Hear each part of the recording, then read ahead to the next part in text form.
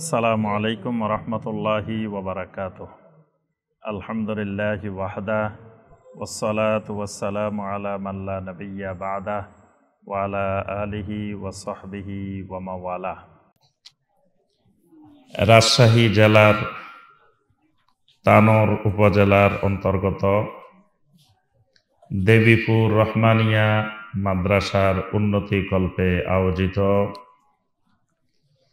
আজকের এই গুরুত্বপূর্ণ ফজিলতময় বরকতময় ৪৭তম বার্ষিকী আজিমুশান ইসলামী মাহফিলের সম্মানিত সভাপতি, সম্মানিত উলামায়ে কেরাম, আসাতাজায়ে কেরাম, মুরব্বিয়ানে আযাম, আইম্মায়ে মাসাজিদ, আমার অত্যন্ত স্নেহের মহব্বতের যুবক কিশোর শিশু ভাইয়েরা, অনলাইনের মাধ্যমে যে সকল ভাই এবং বোনেরা যুক্ত আছেন এবং পর্দার আড়ালের আমার সম্মানিতা মা এবং বোনেরা, আল্লাহ রব্বুল আলামিনের দরবারে কোটি কোটি শুকরিয়া যে মহান রব্বুল আলামিন আমাদেরকে সেই সলাতুল এশার পর থেকে, সলাতুল মাগরিবের পর থেকে যে মহান রব্বুল আলামিন আমাদেরকে এই দীর্ঘ সময় অনেক বিজ্ঞ ওলামায়ে কেরামদের নিকট থেকে কোরআনে কারীম এবং হাদিসে নববী সাল্লাল্লাহু আলাইহি ওয়াসাল্লামের আলোকে আল্লাহ রব্বুল আলামিনের দ্বীনের বিভিন্ন বিষয়ের উপরে অনেক গুরুত্বপূর্ণ বয়ান শোনার পরে আজকের মাহফিলের একেবারে শেষ পর্যায়ে এসে কোরআন সুন্নাহ থেকে সংক্ষিপ্তভাবে কিছু কথাবার্তা বলার এবং শোনার তৌফিক দিয়েছেন, সে মহান রব্বুল আলামিনের শুকর আদায় করি। সকলে বলি আলহামদুলিল্লাহ। আলহামদুলিল্লাহ। সম্মানিত ভাই ও বোনেরা, আলোচনা অনেক হয়েছে, রাতও অনেক হয়েছে। তো আমাদের এলাকায় হলো এখন আলোচনা মাহফিল শেষ, আরো আগে শেষ। আমাদের এলাকায় 10টা সাড়ে 10টার মধ্যে মাহফিল শেষ হয়, আর আপনাদের এলাকায় মাহফিল শুরু হয়। এখানে একটু চা আর একটু পানি। তো এখন কিছু করার নাই, এখন রাত বাজে 11:15। তো মানুষের স্বাভাবিক ঘুম আসাটা এটা স্বাভাবিক, এটা অস্বাভাবিক না। যখন রাত 11টা বাজে আস্তে আস্তে মানুষের ঘুমের দিকে যাওয়ার স্বাভাবিক, মানুষের ঘুম আসে। আবার যে সকল ভাইয়েরা দিনে পরিশ্রম করেন, কাজকর্ম করেন, মাঠে কাজ করেন, তাদের তো আরো আগেই শরীরে ঘুম আসতেই থাকে, আসাটাই স্বাভাবিক।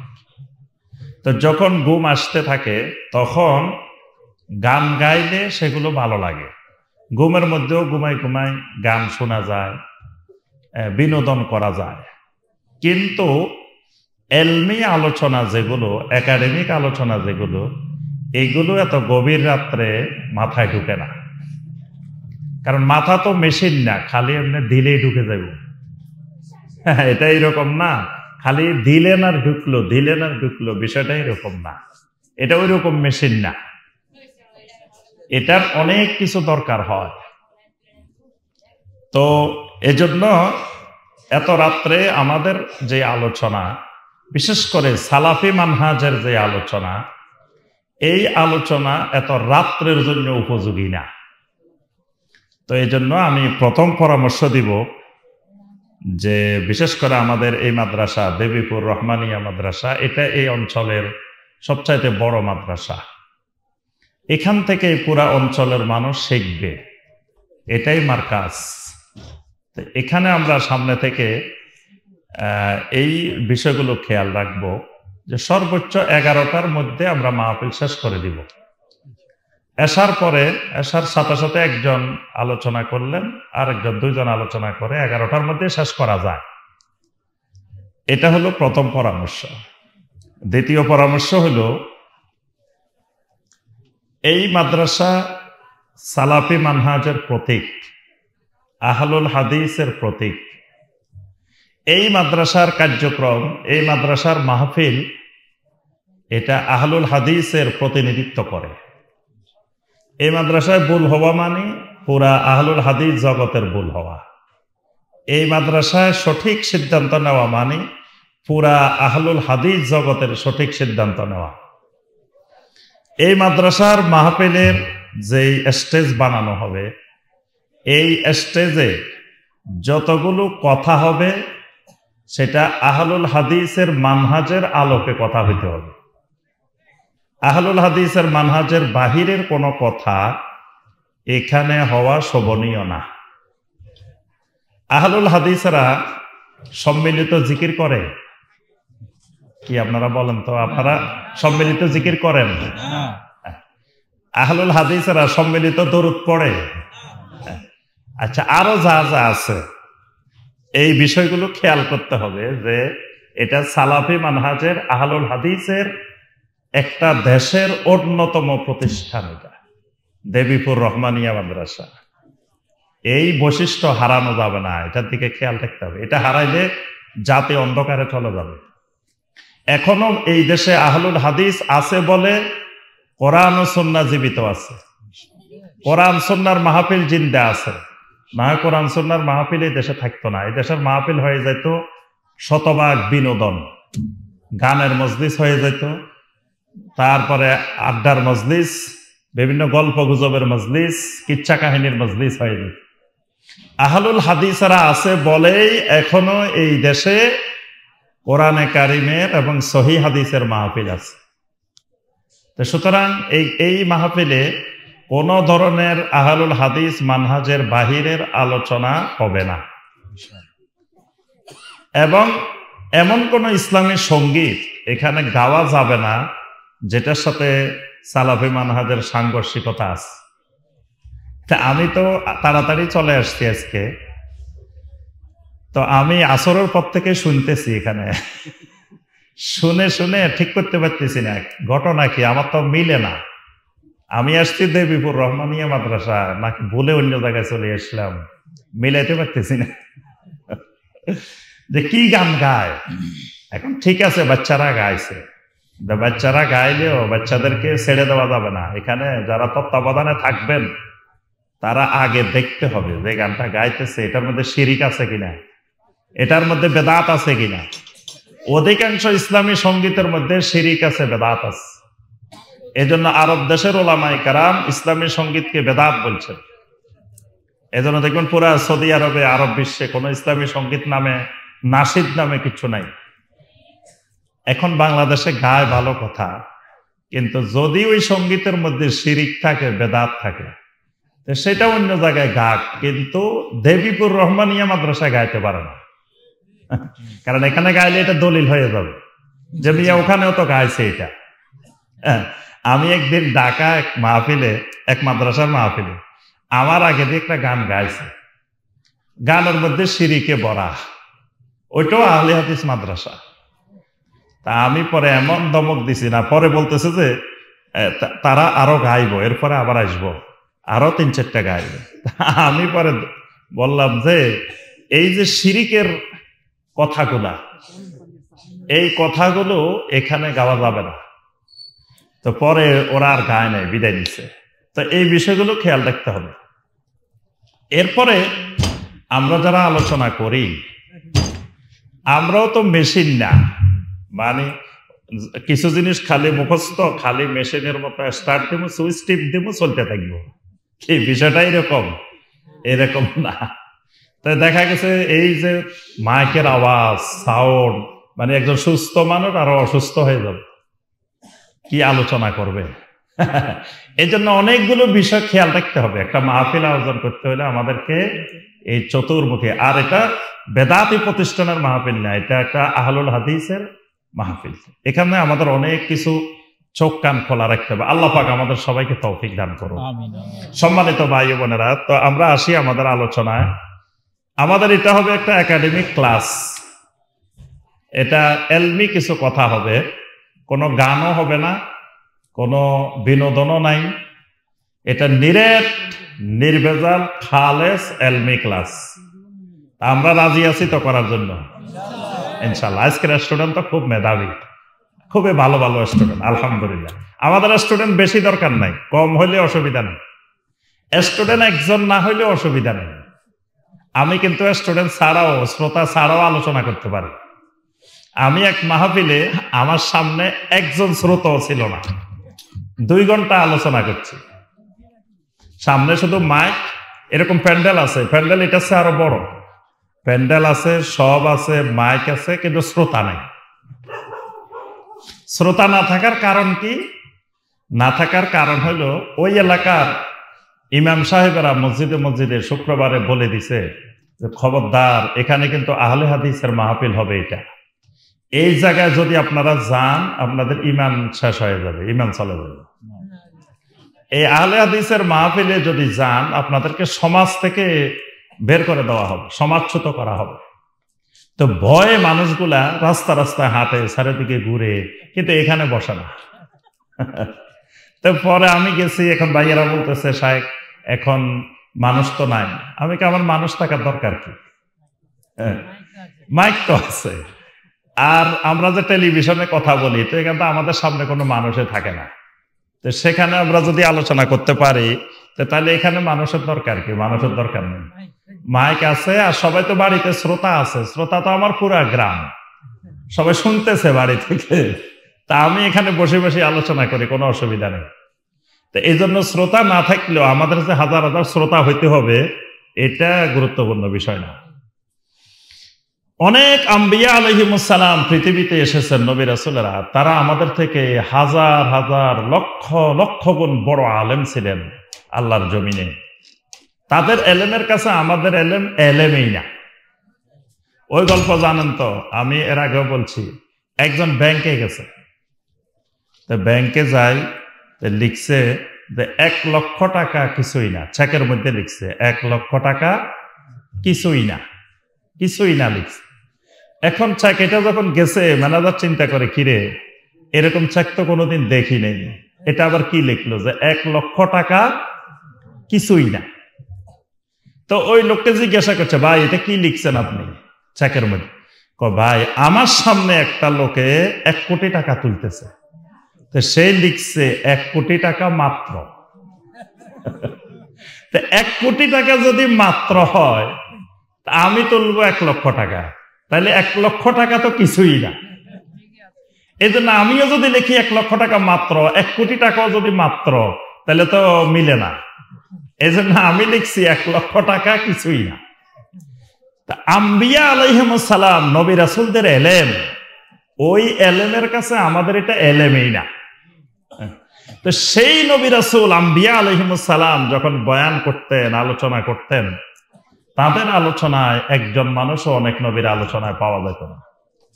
সারা জীবন তারা ওয়াজ করছেন, একজন মানুষও ইসলাম গ্রহণ করে নাই, দ্বীনে আসে নাই। তাহলে কি তাদের ওয়াজ বৃথা গেছে? নবীদের ওয়াজ সফল। যারা সেই ওয়াজ গ্রহণ করতে পারে নাই তারাই বিফল। এজন্য শ্রোতা কয়জন হয়েছে না হয়েছে এটা মুখ্য বিষয় নয়। তো সম্মানিত ভাইয়েরা এবং বোনেরা, যারা আলহামদুলিল্লাহ বসছি, একটু মনোযোগ দিয়ে অল্প সময় বসার চেষ্টা করবো ইনশাআল্লাহ। নাকি বাড়ি চলে যাবেন? আজকে আমি আপনাদের মেহমান। বাড়িতে গেলে মেহমানকে সাথে নিয়ে যাওয়া লাগবে। মেহমান এখানে বসায় রাখি, আপনি বাড়ি চলে গেছেন, এটা কি আদব? আপনাদের এলাকায় এটারে কি বলে? এটা ভালো দেখা যায় না যে মেহমান রাখি আপনি বাড়ি চলে গেছেন। এই জন্য মেহমান রাখি বাড়ি যাওয়া যাবে না। বাড়ি যেতে চাইলে বলবেন যে শাইখ চলেন, আমার সাথে আমাদের বাড়িতে চলেন, মেহমানকে নিয়ে যাবেন। রাজি আছেন তো? ইনশাআল্লাহ। আল্লাহ পাক আমাদেরকে তৌফিক দান করুন। আমি আপনাদেরকে একবার সহজভাবে কথাগুলো বলার চেষ্টা করব। কথা বলবো কম, অঙ্ক একটা করব, কিন্তু অঙ্কটা যাতে ভালো করে বুঝে শুনি যাইতে পারে। কালকে কেউ জিজ্ঞাসা করলে যে দেবীপুর রহমানিয়া মাদ্রাসার মাহফিলে গেছেন, কি শিখলেন, কি আলোচনা হয়েছে, যাতে আপনি বলতে পারেন এই আলোচনা হয়েছে। এখন কিছুই সারা রাত ওয়াজ শুনছেন, সকালে জিজ্ঞেস করলো কি শুনছ, কিছু বলতে পারে না। তো এইরকম ওয়াজ শুনে আসছে, না শোনা ভালো। তাহলে আমরা আসি আমাদের মূল ক্লাস। আল্লাহ রাব্বুল আলামিন আমাদের সবাইকে একটা মহা নেয়ামত দিয়েছেন। এই মহা নেয়ামতটার নাম হলো ঈমান। এই নেয়ামতটার নাম কি? সবাইকে কথা বলিয়েন, আল্লাহ পাক খুশি হবে যে দেখো আল্লাহ আমার বান্দারা আমার দিন নিয়ে এলেম চর্চা করতেছে। এলেম চর্চার মতো ফজিলতের জিনিস দুনিয়াতে দ্বিতীয় কোনো আমল নেই।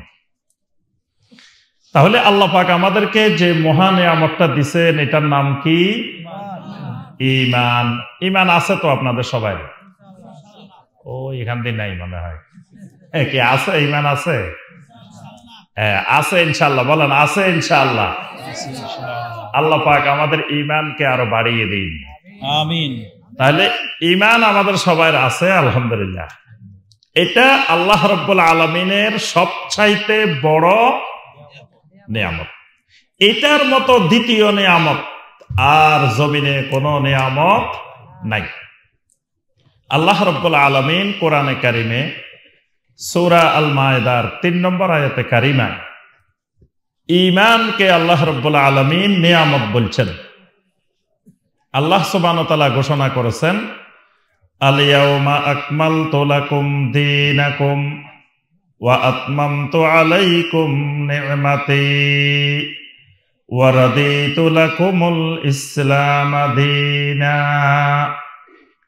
আল্লাহ রাব্বুল আলামিন ঘোষণা দেন, আল ইয়াউমা আকমালতু লাকুম দীনাকুম, আজকের এই দিনে, এই দিন মানে হলো 10ম হিজরির 9 জিলহজ আরাফার ময়দানে, আজকের এই দিনে আকমালতু লাকুম দীনাকুম, তোমাদের জন্য তোমাদের দিনটাকে পরিপূর্ণ করে দিলাম। সুবহানাল্লাহ। তোমাদের দিনকে আজকে একেবারে পরিপূর্ণ, কানায় কানায় পরিপূর্ণ করে দিলাম। ওয়া আতমামতু আলাইকুম নি'মাতি, আমার নিয়ামতটাকেও তোমাদের উপরে সম্পন্ন করে দিলাম, ইতমাম করে দিলাম, পরিপূর্ণ করে দিলাম। সুবহানাল্লাহ। প্রথম বলছেন তোমাদের দিনকে তোমাদের জন্য পরিপূর্ণ করলাম, তারপরে বলছেন আমার নিয়ামতটাকেও তোমাদের জন্য পরিপূর্ণ করে দিছি। আর নিয়ামতটা কি? আল্লাহর নিয়ামত। আল্লাহ বলতেছেন আমার নিয়ামত। আমার নিয়ামতটা হলো ঈমান। আল্লাহর নিয়ামতটা হলো কি? ঈমান। এই কারণে ঈমান আল্লাহ রাব্বুল আলামিনের বড় নিয়ামত। এই কারণে আল্লাহ রাব্বুল আলামিন দুনিয়াদারি, দুনিয়ার জিনিসপত্র, দুনিয়ার বিষয়গুলো আল্লাহ রাব্বুল আলামিন যাকে ভালোবাসেন তাকেও দেন, যাকে ভালোবাসেন না তাকেও দেন। আল্লাহ রাসূল সাল্লাল্লাহু আলাইহি ওয়াসাল্লাম বলেন, ইন্নাল্লাহা ইউতিদ দুনিয়া মান ইউহিব্বু ওয়া মান লা ইউহিব্বু। আল্লাহ রাব্বুল আলামিন যে মানুষগুলোকে পছন্দ করেন, ভালোবাসেন, এই মানুষগুলাকেও আল্লাহ দুনিয়া দেন। যে মানুষগুলাকে ভালোবাসেন না এই মানুষগুলাকেও আল্লাহ পাক দুনিয়া দেন। ফেরাউনকে আল্লাহ রাব্বুল আলামিন রাজত্ব দিয়েছেন, নমরুদকে আল্লাহ রাব্বুল আলামিন রাজত্ব দিয়েছেন। আল্লাহ পাক কি তাদেরকে ভালোবাসেন? কি ভালোবাসেন? আবার দাউদ আলাইহিস সালামকে রাজত্ব দিয়েছেন, সুলাইমান আলাইহিস সালামকেও রাজত্ব দিয়েছেন। আল্লাহ পাক এদেরকে ভালোবাসেন কিনা? আল্লাহ রাব্বুল আলামিন কারুনকেও বিশাল সম্পদের মালিক বানাইছেন। কারুনকে আল্লাহ ভালোবাসেন কিনা? বাসেন? বাসেন না। আবার আল্লাহ রাব্বুল আলামিন আবু বকর সিদ্দিক রাদিয়াল্লাহু তাআলা আনহুকেও অনেক সম্পদের মালিক বানাইছেন। তাকে আল্লাহ ভালোবাসেন কিনা? তাহলে বোঝা গেল রাজত্ব, ক্ষমতা, সম্পদ, প্রভাব প্রতিপত্তি এগুলো আল্লাহ রাব্বুল আলামিন কাউকে পছন্দ করলেও দেন, না করলেও দেন। আলো, বাতাস, পানি, অক্সিজেন, কার্বন ডাই অক্সাইড, যা যা দরকার এগুলো আল্লাহ রাব্বুল আলামিন ঈমানদারকেও দেন, কাফেরকেও দেন, মুশরিককেও দেন, নাস্তিককেও দেন। কিন্তু নবী সাল্লাল্লাহু আলাইহি ওয়াসাল্লাম বলেন, ওয়ালাকিন লা ইউতিল ঈমান ইল্লা লিমান আহাব্বা। তবে ঈমানটা আল্লাহ রাব্বুল আলামিন শুধু ওই মানুষগুলাকে দেন যেই মানুষগুলাকে আল্লাহ রাব্বুল আলামিন মহব্বত করেন, ভালোবাসেন। সুবহানাল্লাহ। অর্থাৎ এটা আল্লাহ রাব্বুল আলামিনের এমন এক নিয়ামত, ঈমানটা, এটা আল্লাহ পাক যাকে ভালোবাসেন, মহব্বত করেন, শুধু তাকেই দেন।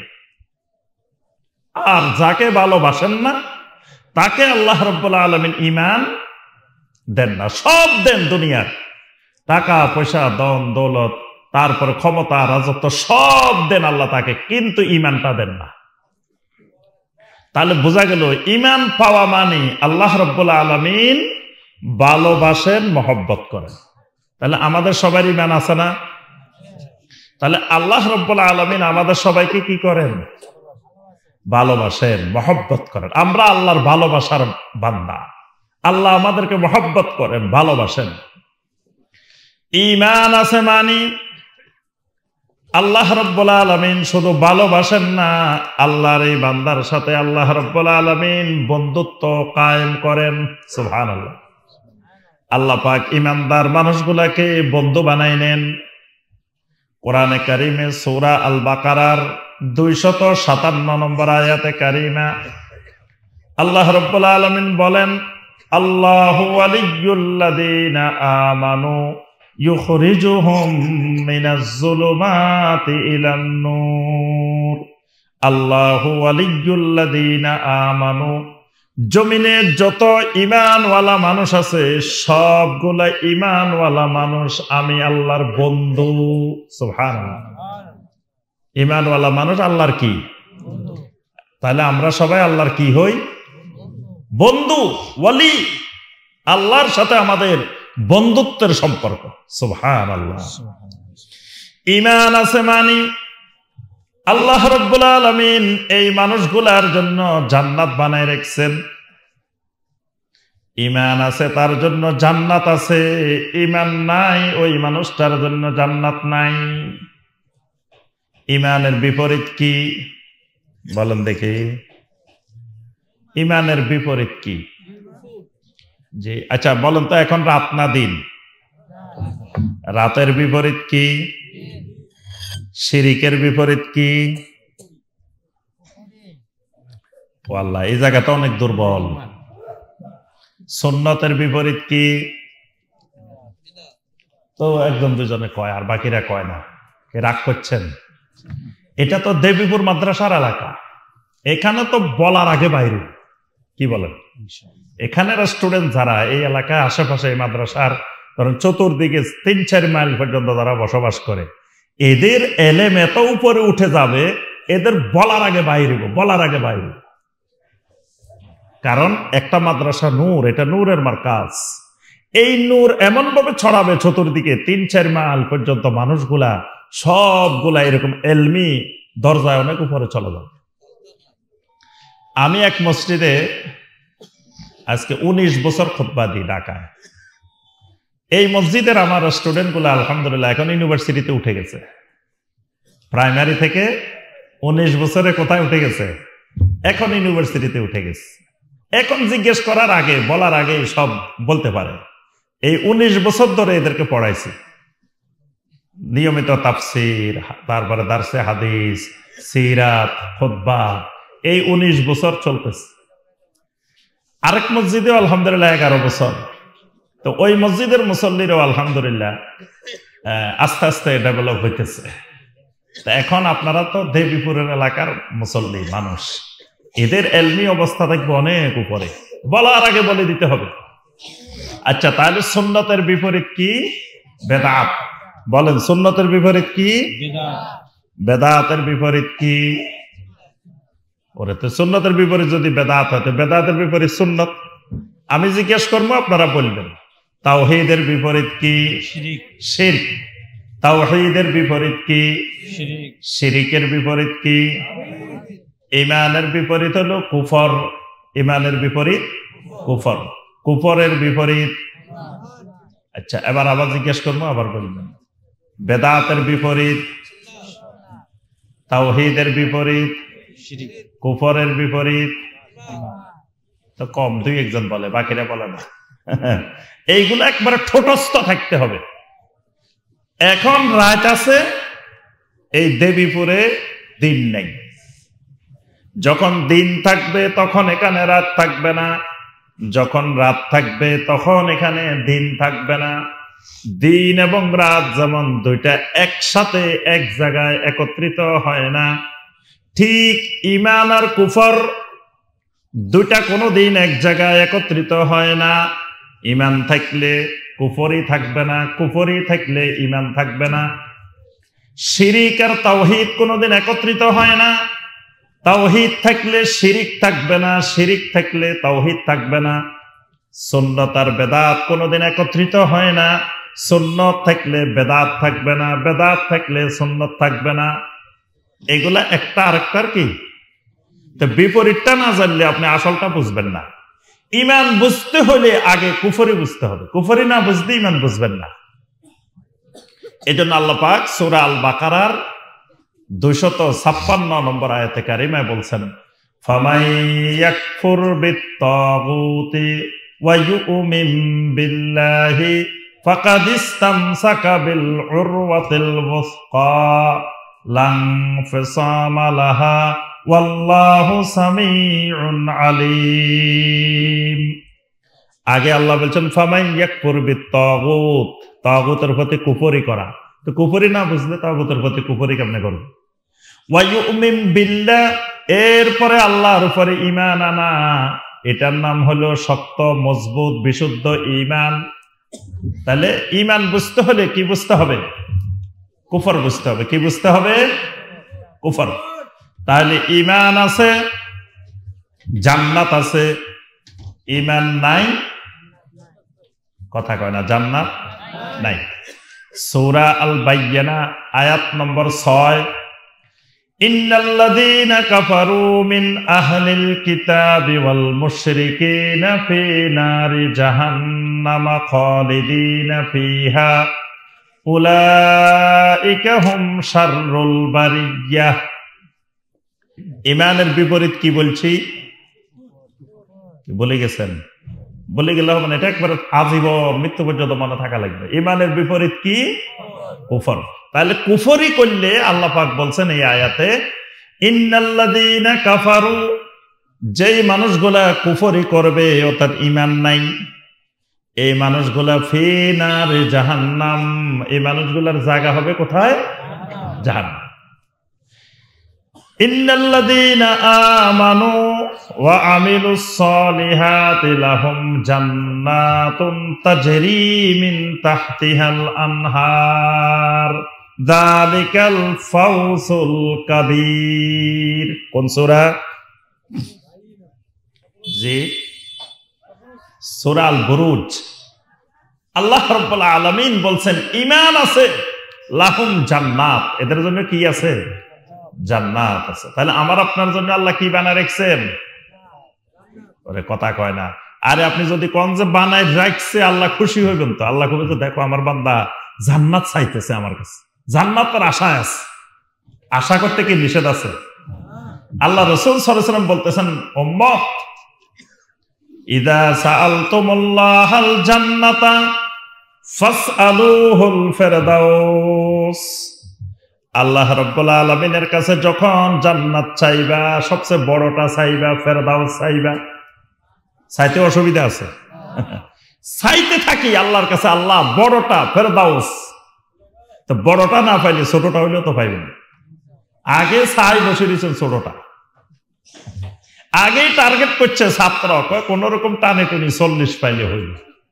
তার অর্থ এটা ফেল করিব, এটা ফেল করার সম্ভাবনা বেশি। আগে টার্গেট করতে হবে 80 পামো, 90 পামো। 80-90 না পাইলেও 60 হইলেও পাইবো, পাস করব। ভালো একটা পাস করার সম্ভাবনা আছে। এই জন্য দেখেন নবী সাল্লাল্লাহু আলাইহি ওয়াসাল্লাম কেমন উম্মত দরদি, উম্মতের শিখিয়ে দিতেছেন, উম্মত আল্লাহর কাছে যখন চাইবা জান্নাত, ফাসআলুহুল ফিরদাউস, ফেরদাউস চাইবা, বড়টা চাইবা। তাহলে আমি আপনি জান্নাতে যাব, যেতে চাই, এটা আশা করতেও সমস্যা আছে? তাহলে আমার আপনার ঈমান আছে, মানে আমার আপনার জন্য আল্লাহ রাব্বুল আলামিন জান্নাত বানায় রেখেছেন। সুবহানাল্লাহ। ঈমান আছে, আমি আপনি জমিনের মধ্যে খায়রুল বারিয়া, সকল সৃষ্টির মধ্যে সেরা সৃষ্টি। ঈমান নাই, শাররুল বারিয়া, সৃষ্টির মধ্যে সবচাইতে নিকৃষ্ট। ঈমান নাই, এই মানুষটা একটা কুকুরের চাইতেও নিকৃষ্ট, একটা বিড়ালের চাইতেও নিকৃষ্ট। ঈমান আছে, এই মানুষটা সব চাইতে সেরা। সুবহানাল্লাহ। আরো ঈমানের অনেক অনেক ফজিলত। তাহলে আলহামদুলিল্লাহ আমরা কি মানুষ? সবচাইতে সেরা, সৃষ্টির মধ্যে সবচাইতে। আচ্ছা, এবার সেরা মানুষগুলোর পরীক্ষা শুরু হবে। কিন্তু পরীক্ষা হলো যে ঈমান আমাদেরকে আল্লাহ দিছেন, যে ঈমান দিয়ে আমরা জান্নাত পেতে চাই, যেই ঈমানের কারণে আল্লাহ রাব্বুল আলামিন আমাদের সাথে বন্ধুত্ব করেন, আল্লাহ আমাদেরকে ভালোবাসেন। এবার বলবেন ওই ঈমানের রোকন কয়টি? বলেন, ঈমানের রোকন কয়টি? এবার দেখি কোনো কথা কয় না, কি রাগ করছেন না? ঈমানের রোকন কয়টা? রোকন, খুঁটি, ফিলার। যে কিছু ভাই 5টা বলছে, সাহস করি। বাকিরা কি একমত? 5টা ঠিক আছে নাকি আরো বাড়তে পারে, কমতে পারে? বাড়বেও না, কমবে না। আচ্ছা, আরেকটা প্রশ্ন এর সাথে, কালেমা কয়টা? কালেমা আপনাদের এই রাজশাহীতে, এইদিকে তানোরের দিকে কালেমা কয়টা? যে 4টা। এই যে সাহস করে বলছে, কয়টা? সবাই একমত? জি, নাকি দ্বিমত আছে? আচ্ছা, আমি বলি দ্বিমত আছে। আমার তো দ্বিমত আছে। আপনার এই যে মকসুদুল মুমিনিন একটা বই, কেউ দেখছেন কোনোদিন? মকসুদুল মুমিনিন, নেয়ামুল কোরআন, এরকম আগে অনেক বই ছিল, বেদাতি বেদাতি বই, এগুলো বাজারে ব্যাপক আকারে প্রচলিত ছিল। তো এই বইয়ের মধ্যে লেখা আছে 130 ফরজ। 130 ফরজ মানে একজন মুসলমানের উপরে 130 ফরজ। তো সেখানে লেখা আছে 5 কালেমা 5 ফরজ। তাইলে 5 কালেমা 5 ফরজ। এখন আপনারা কইতেছেন কালেমা কয়টা? 4টা। তাহলে একটা কমাই ফেলছেন, ফরজ একটা কমাই ফেলছেন। আলে হাদিসেরা খালি আমল কমায়। আলে হাদিসদের কিন্তু বদনামি আছে, সব জায়গায় খালি আমল কমাই ফেলায়। তারাবি পড়ে সবাই 20 রাকাত, আলে হাদিসেরা পড়ে কয় রাকাত? এখানে দেখেন 12 রাকাত কমাই ফেলছে।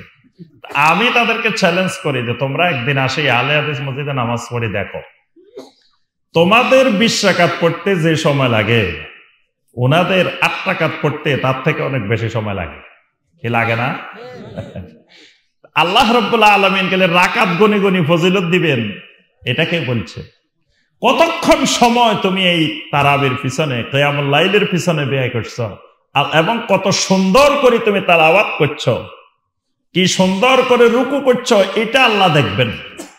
কারণ আল্লাহ পাক দেখেন লিয়াবলুয়াকুম আইয়ুকুম আহসানু আমালা, তোমার আমলটা কতটুকু সুন্দর এটা দেখেন। এটা নফল ইবাদত, কত সুন্দর করে তুমি করছো এটা আল্লাহ দেখবেন। কিন্তু এমন তেলাওয়াত করলে কিছু বোঝা গেল না, এত দ্রুত গতির তেলাওয়াত।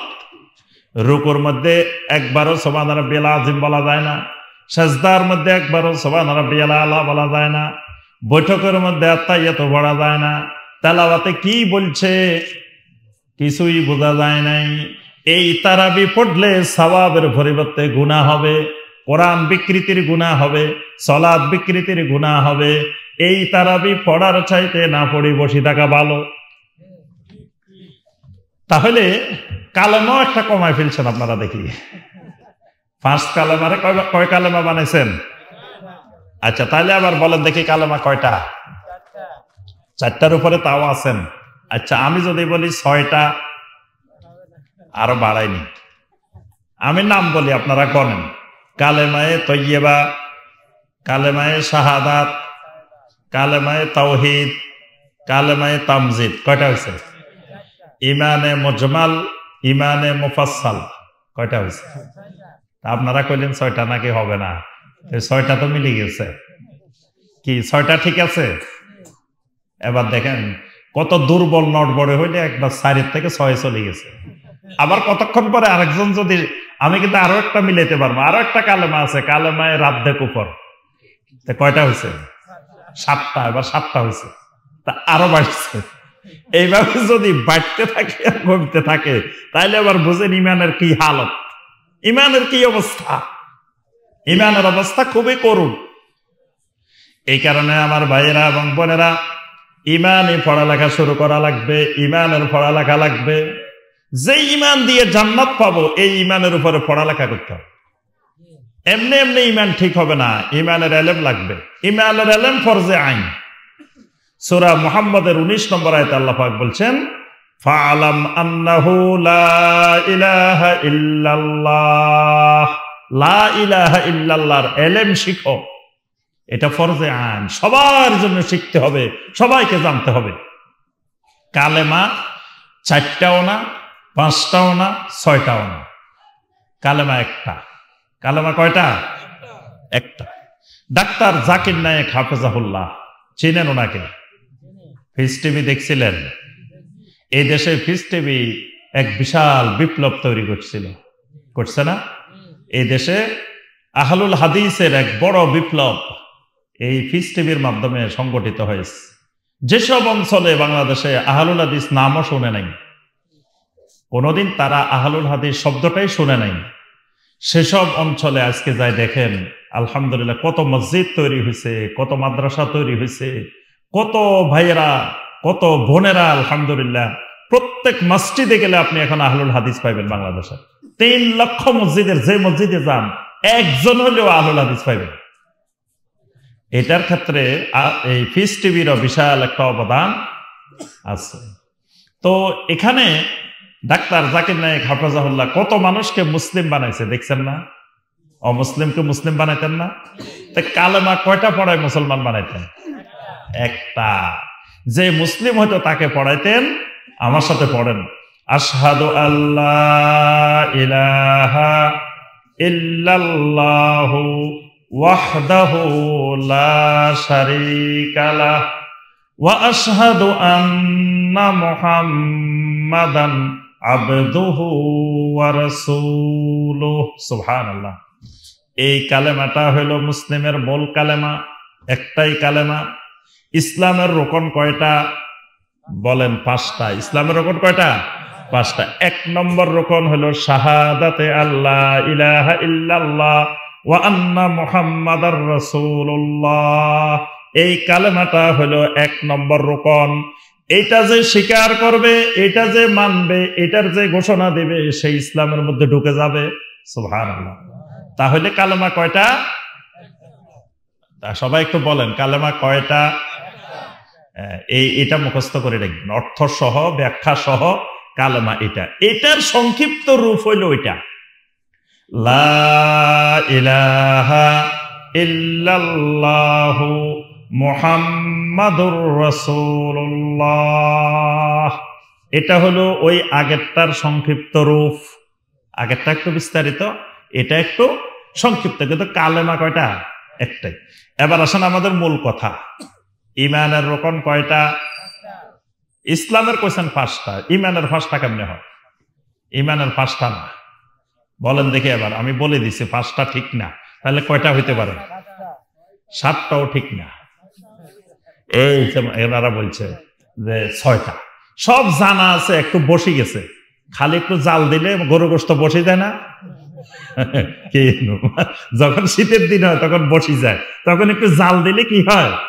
আবার সুন্দর মতে ঠিক হয়ে যায়। তা আসলে সব জানা আছে, কিন্তু ওই জাল দেওয়া হয়নি, এই কারণে বসে গেছে। তাহলে ইমানের রোকন কয়টা? ইমানের রোকন 6টা, মনে রাখতে হবে। এই 6টা রোকন ভালোভাবে জানা, বোঝা, মানা একজন ইমানদারের জন্য ফরজে আইন। 6টা রোকনের মধ্যে একটা রোকনের মধ্যে যদি কোনো গন্ডগোল থাকে, ওই লোকের ইমান নাই। আর যেই লোকের ইমান নাই, ওই লোক কোনোদিন জান্নাতে যেতে পারবে না।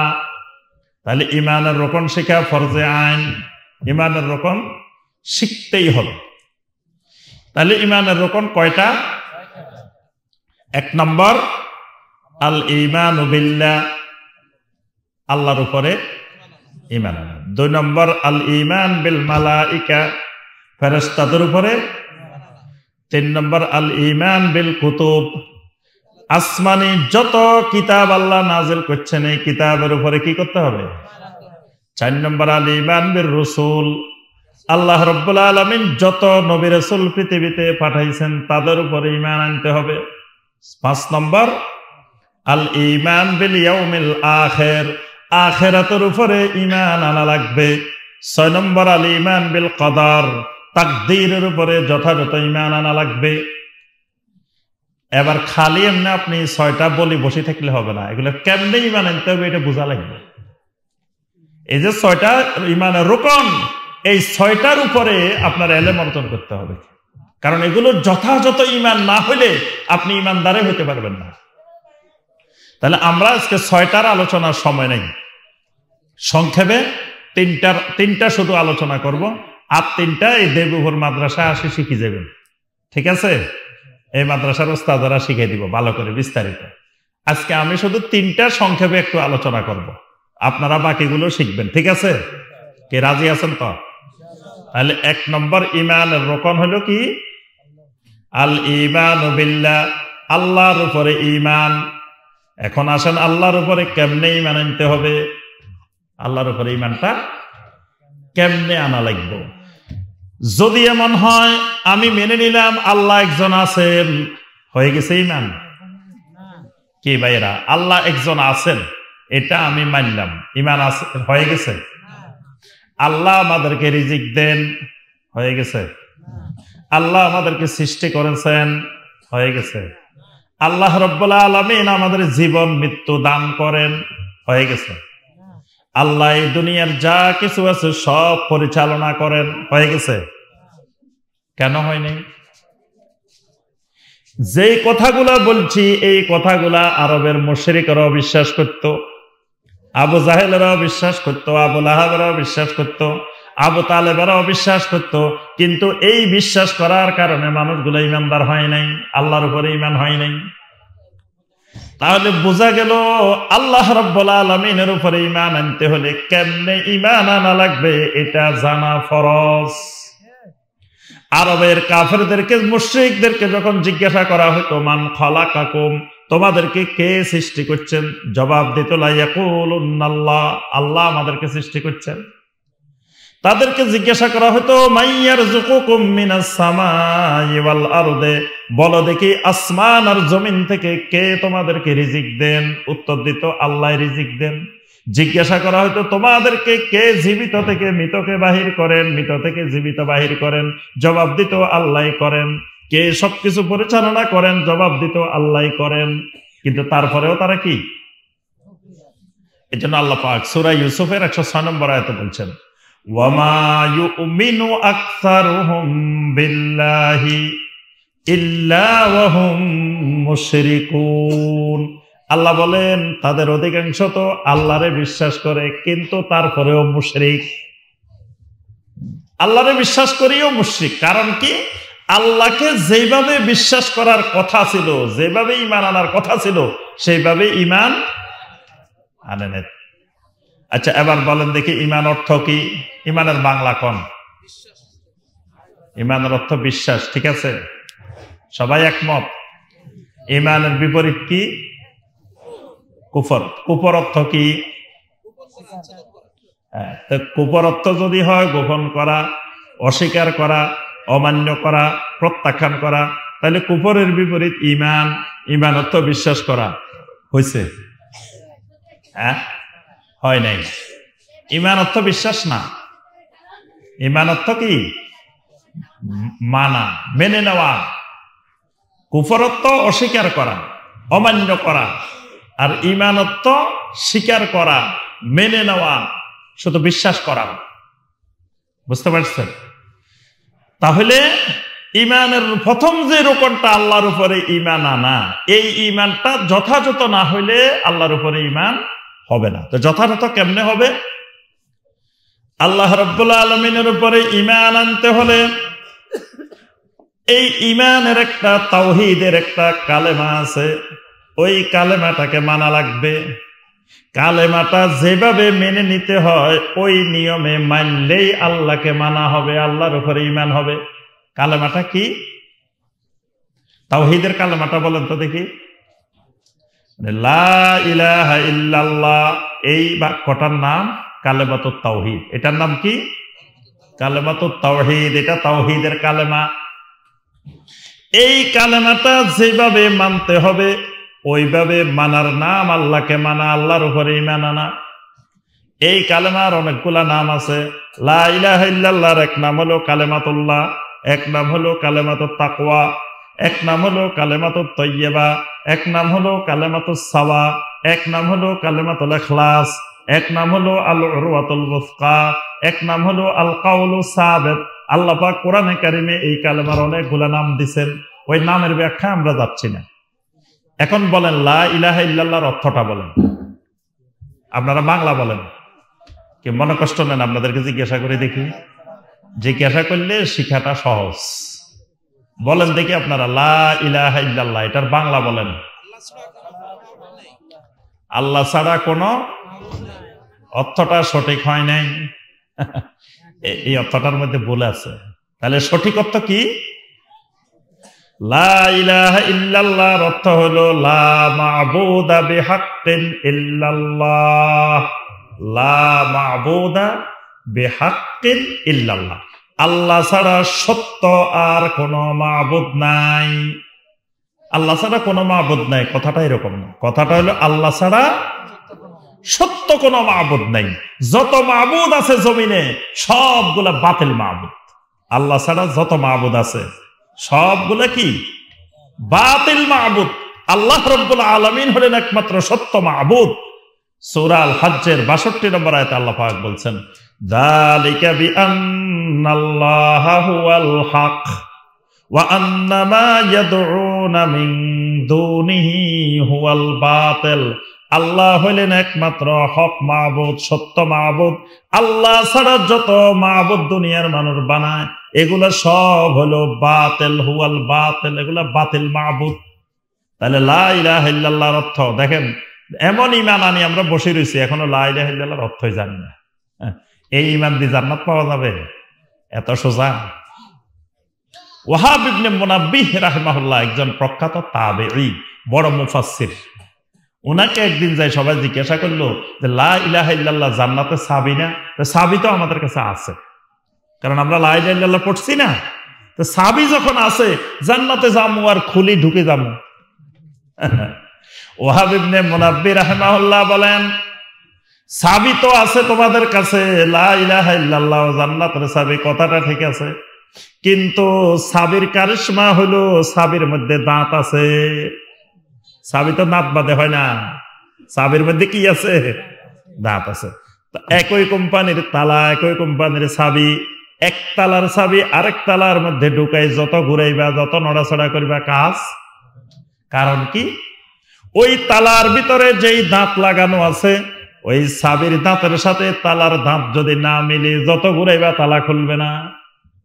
তো এই লা ইলাহা ইল্লাল্লাহ জান্নাতের চাবি, এটার ভিতরেও কতগুলা দাঁত আছে।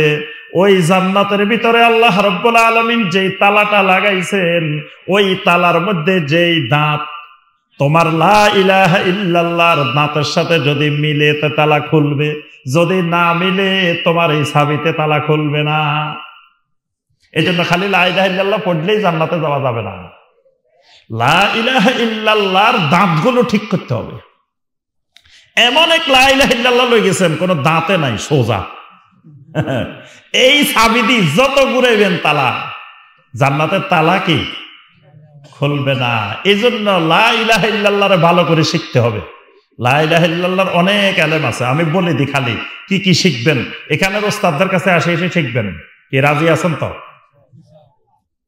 আপনার গরুর বুঝছেন গাভী আছে না, গাভীর ধরেন দুধ 3 লিটার বা 3 কেজি দুধ পায় একটা গাভী।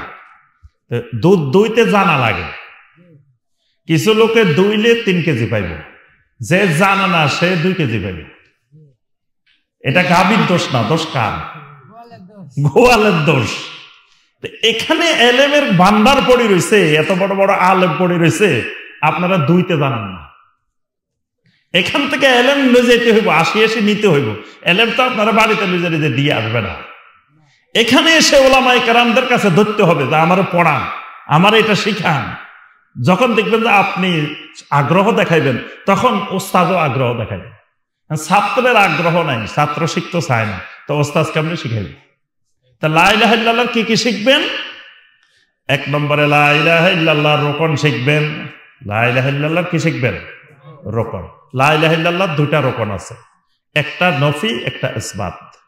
নফির আবার 4টা দিক আছে, ইসবাতের 4টা দিক আছে। এই 8টা দিক ভালো করে শিখবেন। আমাদের সময় নেই, আমরা ওইটা আলোচনা করব না। আবার লা ইলাহা ইল্লাল্লাহর 8টা শর্ত আছে, এই শর্তগুলো ভালো করে শিখবেন। তাহলে শর্ত 8টা, রোকন 8টা, কয়টা হয়েছে? 16টা। এই লা ইলাহা ইল্লাল্লাহর জন্য 16টা ইলম শিখতে হবে, 16টা জিনিস শিখা লাগবে। এই 16টা জিনিস কারো মধ্যে থাকলে ওই লা ইলাহা ইল্লাল্লাহ দিয়ে জান্নাত পাওয়া যাবে। এটা নিয়ে গেলে সাথে সাথে তালা খুলে যাবে। যদি 16টার একটার মধ্যে কোনো গন্ডগোল থাকে, এই চাবি দিয়ে কিন্তু জান্নাত খুলবে না। তাহলে 16টা জান্নাতে যাতে চাইলে 16টা কি করতে হবে? ঠিক করা লাগবে। এই 16টা ভালো করে ঠিক করে নিব আমরা ইনশাআল্লাহ। রাজি আছি তো? আচ্ছা, এই 16টা ঠিক করলে, মানে লা ইলাহা ইল্লাল্লাহকে যেভাবে মানা দরকার এইভাবে মানলে এটা আল্লাহর উপরে ঈমান হবে। বুঝে আসছে? এবার আসেন 2 নম্বর ঈমান, আল ঈমান বিল মালাইকা, ফেরেশতাদের উপরে ঈমান। ফেরেশতাদের উপরে ঈমানটা কেমন হবে এটা জানা লাগবে না। খালি কইলাম যে আল্লাহর ফেরেশতা আছে, এটা বললে কি ঈমান হয়ে যাবে? আচ্ছা, এবার আসেন ফেরেশতাদের উপরে ঈমান। প্রথম নম্বরে বিশ্বাস করা লাগবে আল্লাহর কিছু ফেরেশতা আছে, ফেরেশতা মালাইকা আছে। যেহেতু কোরআনে বারবার মালাইকার কথা আছে, এবং এটা এত গুরুত্বপূর্ণ ঈমানের একটা রোকন। কারণ আপনি ফেরেশতায় বিশ্বাস না করলে পুরা ইসলামের উপরে আপনার অবিশ্বাস এসে যাবে। কারণ কোরআন আসছে কার মাধ্যমে? ফেরেশতার মাধ্যমে। তা আপনি যদি ফেরেশতায় বিশ্বাস না করেন, তাহলে তো আবার কোরআনে অবিশ্বাস চলে আসবে। এ কারণে আগে আপনাকে আমাকে বিশ্বাস করে নিতে হবে আল্লাহর কি আছে? ফেরেশতা আছে। এবং কিছু ফেরেশতার নাম আল্লাহ পাক জানাইছেন, কিছু ফেরেশতার নাম আল্লাহ পাক জানান নাই। জানাইছেন যে এরকম কয়েকজনের নাম বলেন তো। জিবরাইল, আজরাইল আলাইহিস সালাম। আজরাইল নামে কোন ফেরেশতা কোরআন হাদিসে নাই, এটা বাংলাদেশে আছে। বাংলাদেশে সবাই চিনে আজরাইল, কিন্তু কোরআনে কারিমেও এখানে ওলামায়ে কেরাম আছে, জিজ্ঞাসা করে নিয়েন। কোরআনে কারিমে আজরাইল শব্দটা আসে নাই, নবী সাল্লাল্লাহু আলাইহি ওয়াসাল্লামের হাদিসেও আজরাইল আসে নাই, কিন্তু বাংলাদেশে সবার মুখে মুখে কি আছে? আজরাইল আছে। তাহলে জিবরাইল, মিকাইল, ইসরাফিল, তারপরে মালেক, তারপরে হাদিসের মধ্যে আসছে রেদওয়ান। এগুলো হলো ফেরেশতার নাম। আরো আছে কিছু কিছু ফেরেশতার এরকম নাম আছে। আবার কিছু কিছু ফেরেশতাদের ডিপার্টমেন্ট আছে, যেমন মুনকার নাকির। মুনকার নাকির এরা কোথায়? এদের ডিউটি কোন জায়গায়? কবরের মধ্যে। কবরে গেলেই এরা পরীক্ষার হলে ডিউটি দেন। এরা প্রশ্ন নিয়ে পরীক্ষার হলে প্রশ্ন আনে, বিশাল এক হাতুড়িও নিয়ে আস। এরা কিন্তু খালি হাতে আসে না, মুনকার নাকির কবরের মধ্যে। তো এখানে এই ডিপার্টমেন্ট। আরেকটা ডিপার্টমেন্ট আছে কিরামান কাতিবিন। এরা কি করে? এখানে বসে বসে কি করে? ইয়ালামুনা মা তাফআলুন। এরা বসে বসে কি করে? লেখে। এরকম ফেরেশতাদের কিছু কিছু ডিপার্টমেন্ট আছে। মালাকুল মাউত ডিপার্টমেন্ট আছে, এখানে বসে বসে এরা মৃত্যুর কাজ করে। তারপরে আছে মালাকুল জিবাল, পাহাড়ের দায়িত্বে কিছু ফেরেশতা আছে। এইভাবে কিছু জাহান্নাম পাহারা দেয়, এরকম কিছু দায়িত্বে আছে। কিছু জান্নাতের পাহারা দেয়, জান্নাতের গেটে আছে। সব জায়গায় জায়গায় আল্লাহ রাব্বুল আলামিন এভাবে ফেরেশতাদেরকে দায়িত্ব দিয়ে রাখছেন। যেগুলোর আল্লাহ নাম জানাইছেন সেগুলোর নাম সহ ঈমান আনতে হবে। যাদের নাম আল্লাহ জানান নাই সেগুলোর নাম বিহীন ঈমান আনতে হবে। ফেরেশতাদের আকৃতি কেমন? ফেরেশতারা কেমন বলেন তো দেখি। দেখছেন কোনদিন কোন ফেরেশতা? দেখা হয়েছে?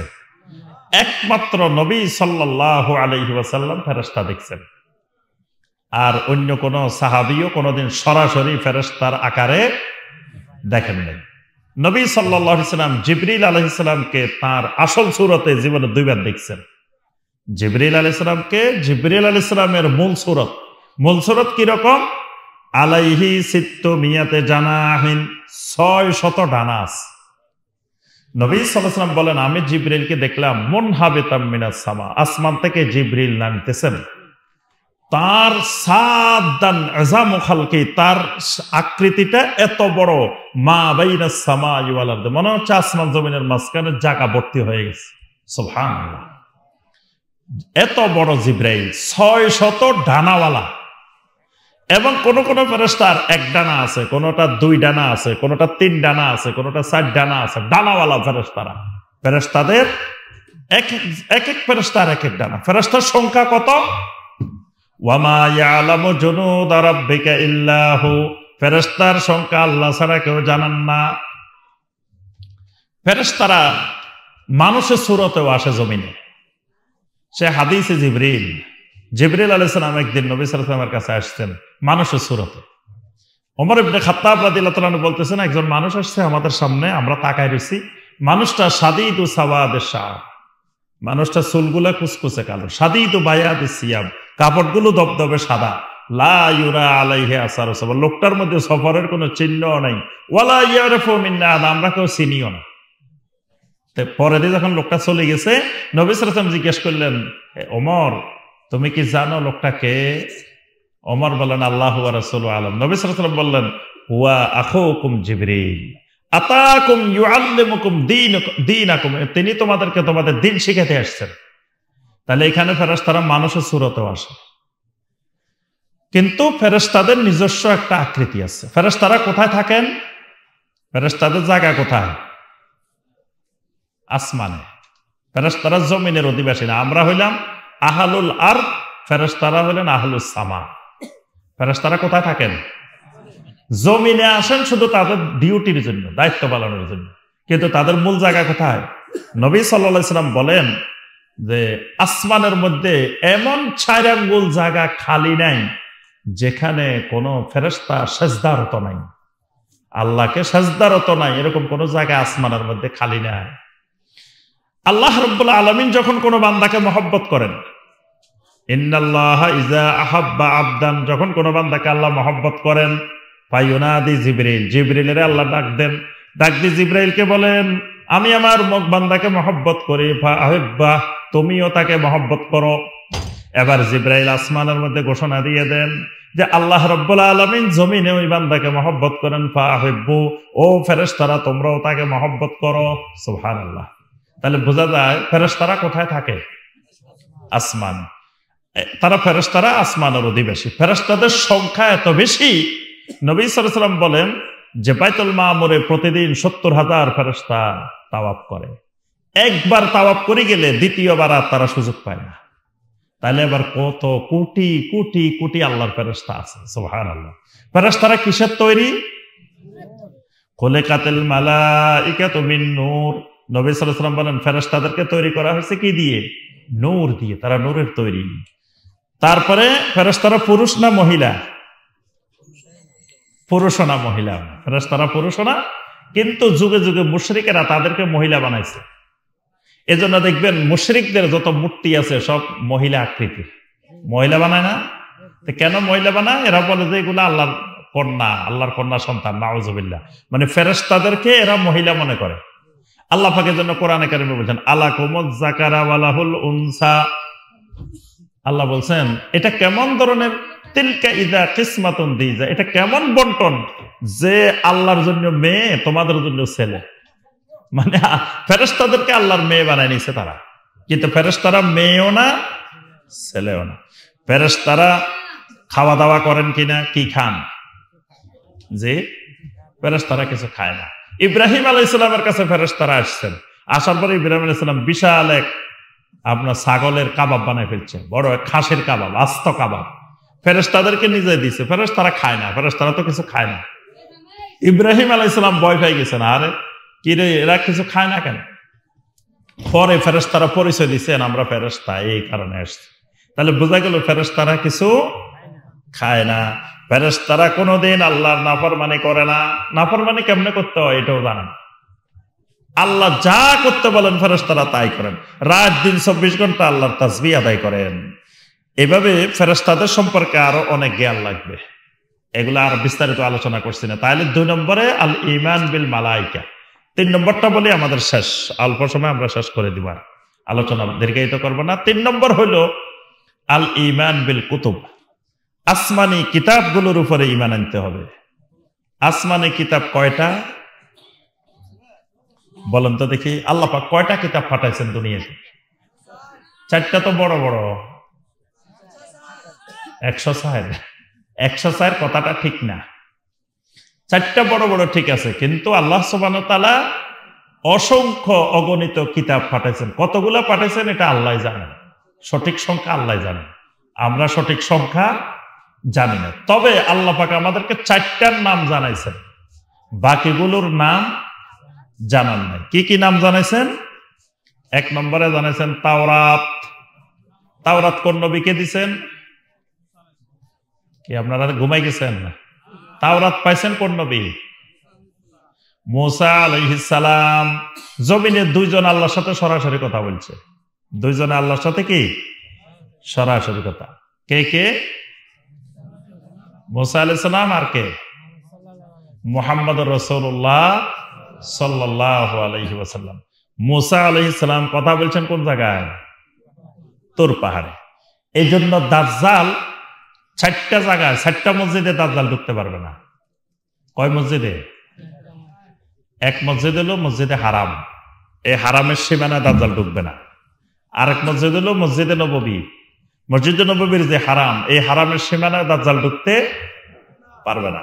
আরেকটা হলো মসজিদে আকসা, এখানেও দাজ্জাল ঢুকতে। আরেকটা হলো মসজিদে তুর, মসজিদে তুর মানে এই তুর পাহাড়ে যেখানে মুসা আলাইহিস সালাম আল্লাহর সাথে কথা বলছে, এখানেও দাজ্জাল ঢুকতে পারবে না। তো মুসা আলাইহিস সালাম আল্লাহর সাথে সরাসরি কথা বলছেন জমিনে। নবী সাল্লাল্লাহু আলাইহি সাল্লাম আল্লাহর সাথে কথা বলছেন কোথায়? সিদরাতুল মুনতাহা, আসমানে। সিদরাতুল মুনতাহা গিয়ে আল্লাহ রাব্বুল আলামিনের সাথে সরাসরি কথা বলছেন। সুবহানাল্লাহ। নবী সাল্লাল্লাহু আলাইহি ওয়াসাল্লাম তো সিদরাতুল মুনতাহা যায় কথা বললেন কেন? আসমানে গিয়ে কথা বললেন কেন? কথা বললেন কেন? নবী সাল্লাল্লাহু আলাইহি সাল্লামের মর্যাদা, তিনি যে সাইয়্যিদুল মুরসালিন, সমস্ত নবীদের তিনি প্রধান। এই কারণে আল্লাহ রাব্বুল আলামিন তাকে একেবারে সিদরাতুল মুনতাহা নিয়ে আল্লাহ পাক কথা বলছেন। ওহিটাও আল্লাহর কথা, ওহিটাও আল্লাহর কালাম। তো নবীদের সাথে তো আল্লাহর কথা হয়, কিন্তু সরাসরি কথা হয় না। সরাসরি আল্লাহ কথা বলছেন 2 জনের সাথে। তাহলে একজন হলেন মুসা আলাইহিস সালাম। মুসা আলাইহিস সালামকে আল্লাহ কোন কিতাব দিবেন? তাওরাত। আরেকটা কিতাবের নাম জাবুর। এই কিতাব কাকে দিবেন? দাউদ আলাইহিস সালাম। আরেকটা কিতাবের নাম ইনজিল, এটা কাকে দিবেন? ঈসা আলাইহিস সালাম। আরেকটা কিতাবের নাম কি? কোরআন। কি? মাশাআল্লাহ, স্টুডেন্ট মেধাবী আছে। কোরআন মাজিদ বলছে, অন্য জায়গা হলে বলতো কোরআন শরীফ। আরেকটা কিতাব আল্লাহ রাব্বুল আলামিন দিছেন কোরআনে কারীম, কোরআনে মাজিদ, কোরআনে হাকিম, কোরআনে হাযীম। সেটা দিছেন কাকে? মুহাম্মদুর রাসূলুল্লাহ সাল্লাল্লাহু আলাইহি ওয়াসাল্লাম। তাহলে এই 4টা হলো বড় বড় কিতাব। এর বাহিরেও কিন্তু কিতাব আছে। বাল তুসিরুনাল হায়াতাদ দুনিয়া ওয়াল আখিরাতু খায়রুন ওয়া আবকা ইন্না হাযা লাফিস সুহুফিল উলা সুহুফি ইব্রাহিম ওয়া মূসা। সুহুফি ইব্রাহিম ওয়া মূসা। তা আল্লাহ বলেন আমি ইব্রাহিমকে, মূসাকেও কি দিছি? সহিফা দিছি। তাহলে ইব্রাহিম আলাইহিস সালামকে আল্লাহ কিতাব দিবেন, কিন্তু ইব্রাহিম আলাইহিস সালামের কিতাবের নাম আল্লাহ পাক আমাদেরকে বলেন নাই, শুধু বলছেন সহিফা। সহিফা মানে পুস্তিকা, সহিফা মানে কিতাব। তাহলে ইব্রাহিম আলাইহিস সালাম সহ এরকম অনেক নবীকে আল্লাহ কিতাব দিবেন। তবে যত কিতাব আল্লাহ দিবেন, নাম জানি আর না জানি, আমাদেরকে কি করতে হবে? সবগুলা কিতাবের উপরে ঈমান আনতে হবে। আল্লাহ পাক বলেন কুলু আমান্না বিল্লাহি ওয়া মা উনজিলা আলাইনা ওয়া মা উনজিলা আলা ইব্রাহিম ওয়া ইসমাঈলা ওয়া ইসহাক ওয়া ইয়াকুব ওয়াল আসবাত ওয়া মা উতিয়ান নাবিয়্যুনা মির রাব্বিহিম। রবের পক্ষ থেকে যত নবীকে যত কিতাব দেওয়া হয়েছে, সবগুলোর উপর আমরা কি করলাম? ঈমান আনলাম। এরপরে আসেন কোরআনের প্রতি ঈমান আনতে হবে কিভাবে। 1 নম্বরে কোরআনকে বিশ্বাস করতে হবে আল্লাহর কালাম, কোরআনকে বিশ্বাস করতে হবে হেদায়েতের মার্কাজ, হেদায়েতের কেন্দ্রস্থল। কোরআনকে বিশ্বাস করতে হবে এটা জিন মানুষ সবার জন্য। কোরআন ইতিপূর্বের সব শরীয়তকে রহিত করে দে। কোরআনে কারিমের দিন মানা, শরীয়ত মানা সহজ। কোরআনকে আল্লাহ পাক কিয়ামত পর্যন্ত হেফাজত করবেন। কোরআনে কারিমকে আল্লাহ পাক চ্যালেঞ্জেবল করে নাজিল করছেন, কিয়ামত পর্যন্ত কেউ কোরআনের মতো আয়াত, কোরআনের মতো শব্দ বানাইতে পারবে না। কোরআনে কারিমের মধ্যে এমন কোন বিধান নাই যেটা মানুষের জন্য অপ্রয়োজনীয়, অর্থাৎ মানুষের জন্য কিয়ামত পর্যন্ত যা দরকার সব আল্লাহ কোরআনে কারিমের মধ্যে দিয়ে দিয়েছেন। কোরআনের মধ্যে আল্লাহ বরকত দিয়ে দিয়েছেন, এটা ধরলে বরকত, শুইলে বরকত, তেলাওয়াত করলে বরকত, এটা আমল করলে বরকত, এটা তাফসীর শুনলে বরকত, শুধু বরকত আর বরকত। সুবহানাল্লাহ, কোরআনে কারিমের মধ্যে। এবং দেখেন কোরআন রমজান মাসে নাজিল হওয়ার কারণে রমজান মাসও হয়ে গেছে শাহরুল মুবারক, বরকতওয়ালা মাস। কিসের কারণে? কোরআনের কারণে। তাহলে কোরআন কিসের জন্য আসছে? একটু আগে আমাদের আজকের মাহফিলেই একজন বক্তা বলে গেছেন যে আমাদের রাজনীতি আলাদা, ধর্ম আলাদা। এটা ঠিক আছে? আপনারা তো তখন ঠিক আছে ঠিক বলেন না যে ঠিক নেই। কি এটা ঠিক আছে? এটা ঠিক নাই। অবশ্যই ধর্ম এবং রাজনীতি এক। কোরআনে কারিমের মধ্যে রাজনীতি নাই, রাষ্ট্র কেমনে চালাইতে হইব এটা কোরআনে নাই। যদি কোনো মুসলিম মনে করে যে কোরআনে কারিমের মধ্যে এগুলা নাই, কোরআন খালি তাবিজ দেওয়ার জন্য নাজিল হয়েছে, কোরআন খালি খতম করার জন্য নাজিল হয়েছে, কোরআন খালি পড়া সওয়াব নেওয়ার জন্য নাজিল হয়েছে, রাষ্ট্র চালানোর বিধিবিধান কোরআনে নাই, তাহলে এই আল্লাহর বান্দার ঈমানও নাই। আমাদেরকে ওই অনেক ভাইয়েরা বুঝে না, বিভিন্ন মাহফিলে গেলে খালি যখন ওই যে এরকম অতিথিরা আসে না, আজকে আপনাদের যে অতিথি, আল্লাহু আকবার, এই অতিথি আসলে তো মাঠ হেঁটে জায়গা হইতো না। বিশেষ অতিথি বৃন্দ পড়তে হলে আপনার চশমা দিয়ে, পাওয়ার চশমা দিয়ে পড়তে হইব। কতজন গুনতে হইলে, আমি এক জায়গায় গুনছিলাম এরকম পোস্টারে 135 জন হয়েছে মেহমান জামালপুরে। এখানে যে মেহমান আর মেহমান পুরো পোস্টার ব্যাপী। এই মেহমান যদি আসতো আমাদের এই প্যান্ডেলে জাগাইতে হইতো না মেহমানের। আচ্ছা, এখন কথা হলো, তো যখন প্রধান মেহমান আসে, প্রধান অতিথি আসে, তো প্রধান অতিথি কি করে? উনি কথা বলতে চান না, খালি কয় প্রধান বক্তারে নিয়ে আসেন, প্রধান বক্তারে নিয়ে আসেন, প্রধান বক্তারে নিয়ে। আমি তো কথা বলবো না, মানে বলবো না আমি তো কথা বলবো না, আমি 1 মিনিট খালি আমি সালাম দিব। সবাই সারা বাংলাদেশে যা আছে একই রকম, কয় 1 মিনিট খালি একটু সালাম দিব, কথা তো বলবো হুজুরেরা, আলেমেরা, আমরা কি কথা বলবো? তো ওই প্রধান বক্তা না আসলে কথা বলে না। তো প্রধান বক্তারা বসায় পাশে দিয়ে বলবো যে এইটা হলো আজকের মাহফিল, হলো ইসলামী জলসা, আলেম আলামারা কথা বলবো, আমরা কি কথা বলার, আমরা ইসলামের কিছু জানি কি না, এইগুলো বলি বলি এই যে শুরু করবো, আধা ঘন্টা শেষ করে না। এবার উনি ইসলামের এত পণ্ডিত, এত বয়ান শুরু করে দিচ্ছে, খতম করতেছে কিছু জানে না। এরপরে যে শুরু হয়েছে, তাই এই যাইতে যাইতে আমার কিছু অভিজ্ঞতা হয়েছে। কিন্তু ওই অনেক ভাইয়েরা সরল মনে বিশ্বাস করে বসে থাকে। তা আমি অভিজ্ঞতার আলোকে আমি বলি যে ভাই শোনেন, মেহমান আছে, উনি যে কথা বলবো ওই কথার সব কথার সাথে আমরা একমত না, অনেক শিরিকি কথা বলবো, কুফরি কথা বলবো। আমি এক মাহফিলে গেছি, এরকম প্রধান বক্তা আমার সামনে দাঁড়িয়ে দাঁড়িয়ে কুফরি কথা বলছে, অসংখ্য কুফরি কথা বলছে। তো মাহফিল হইলো মানুষকে কুফর থেকে মুক্ত করে ঈমান শেখানোর জন্য, কিন্তু ওই মাহফিলে কি হয়? কুফরি কথা হয়। তো যাই হোক, ওই বক্তা, ওই প্রধান অতিথি বলতেছিল যে সব ধর্মাবলম্বী লোকেরা নাকি জান্নাতে যাবে।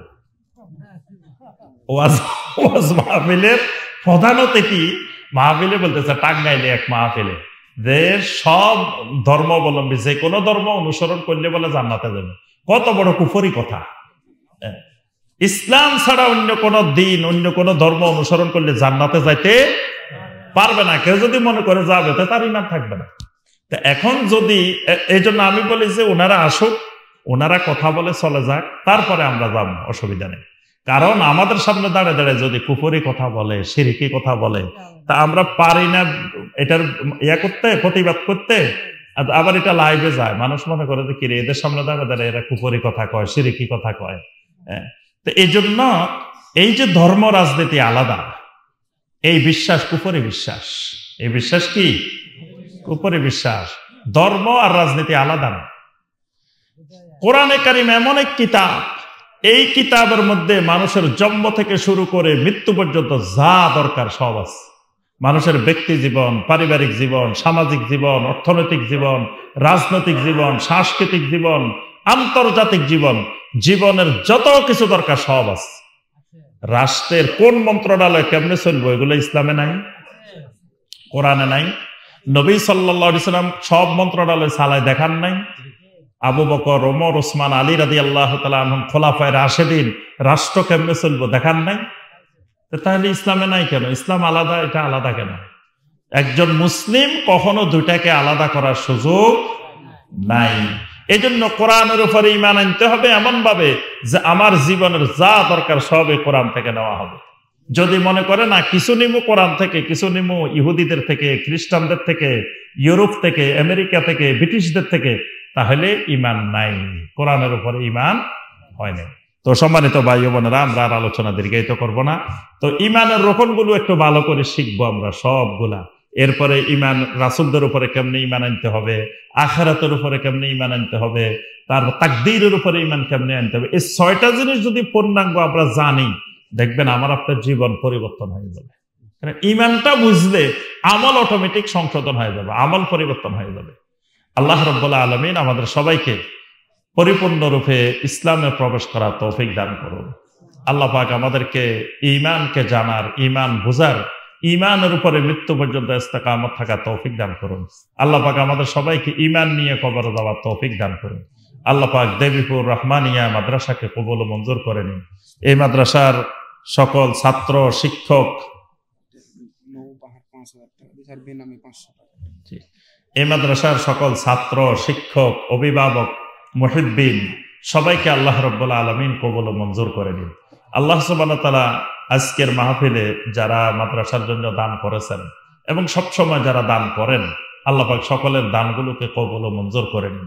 আল্লাহ রাব্বুল আলামিন এগুলোকে আমাদের জন্য নাজাতের জরিয়া বানিয়ে দিন। আল্লাহ পাক আমাদের এই মাদ্রাসা থেকে বিশ্ববরেণ্য আলেমে দ্বীন তৈরি করে দিন, দাঈ ইলাল্লাহ তৈরি করে দিন, যারা সারা পৃথিবীতে সালাফি মানহাজের পতাকা বহন করে জান্ডা নিয়ে সমগ্র পৃথিবীতে ছড়িয়ে পড়বে, বিশুদ্ধ দ্বীনের প্রচার প্রসারে নিয়োজিত থাকবে। আল্লাহ পাক সেই তৌফিক দান করুন। আল্লাহ রাব্বুল আলামিন আমাদের সবাইকে কবুল ও মঞ্জুর করে নিন। আল্লাহ পাক আমাদের মধ্যে যারা অসুস্থ আছেন সবাইকে সুস্থতা দান করুন। তো আলহামদুলিল্লাহ, অনেক ভাইরাই এর আগে আমাদের মাদ্রাসার জন্য দান করেছেন। তো একজন ভাই ৫,০০০ টাকা দিয়েছেন, কি নাম বলছিলেন? একজন বোন ৫,০০০ টাকা দিয়েছেন নৌবাহার নামে, তিনি মাদ্রাসার জন্য। আরেকজন ভাই ৫০০ টাকা দিয়েছেন মাদ্রাসার জন্য। আল্লাহ পাক দানগুলোকে কবুল করে নিন। আমরা যারা আগে দিয়েছি, এখন চাইলে আবারও শেষ মুহূর্তে আমরা আরেকবার একটু দিতে পারি। যদি কেউ দিতে চান এখানে এসে দিয়ে যায়। আর আমরা হয়েছে, আমাদের বৈঠকে দান তোলা হয়েছে। জি আলহামদুলিল্লাহ, আলহামদুলিল্লাহ। তো সারা বছর দিবেন, একদিন দিয়ে তো শেষ না, মাদ্রাসার জন্য তো সারা বছরই লাগবে। এই জন্য সামনে রমজান আসতেছে, বিশেষ করে এই রমাদানে আমরা মাদ্রাসার দিকে খেয়াল রাখবো। কারণ এই মাদ্রাসার দিয়ে যদি এখান থেকে একজন আলেমও তৈরি হয়, তাহলে এটা আমাদের জন্য কিয়ামত পর্যন্ত সাদাকায়ে জারিয়া। আর বেদাতি প্রতিষ্ঠানে দিলে যদি বেদাতি আলেম তৈরি হয়, ওইটা আমাদের জন্য গুনাহে জারিয়া হইবে। কিন্তু আহলুল হাদিস মাদ্রাসা, সালাফি মাদ্রাসায় দিলে এই মাদ্রাসা থেকে বিশুদ্ধ আকীদার মানহাজের আলেম তৈরি হবে। এটা আমাদের জন্য কিয়ামত পর্যন্ত একটা সাদাকায়ে জারিয়া। এজন্য সবসময় আমরা সাহায্য করব, সহযোগিতা করব। আল্লাহ পাক আমাদেরকে তৌফিক দান করুন। আমিন ইয়া রাব্বাল আলামিন। সুবহানাকা আল্লাহুম্মা বিহামদিকা আশহাদু আল্লা ইলাহা ইল্লা আনতা আস্তাগফিরুকা ওয়া আতুবু ইলাইক।